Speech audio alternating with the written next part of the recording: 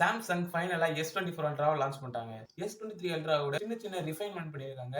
Sides எல்லாம் கொஞ்சம் trim பண்ணியிருக்காங்க. டைட்டானியம் பேக் எடுத்து வந்திருக்காங்க. ஃபிளாட் டிஸ்ப்ளே கொடுத்திருக்காங்க. சாம்சங் 2015க்கு அடுத்து இப்பதான் அவங்களோட டாப் எண்ட் மாடல்ல ஃபிளாட் டிஸ்ப்ளே கொடுத்திருக்காங்க. என்ன பொறுத்த வரைக்கும் கர்வ்டு டிஸ்ப்ளே கொடுத்திருந்தா இன்னும் கொஞ்சம் பிரீமியமா இருந்திருக்கும். ஏன் ஃபிளாட் டிஸ்ப்ளே கொடுத்தாங்கன்னு தெரியல. S23 அல்ட்ரால 10x டெலிஃபோட்டோ இருந்தது.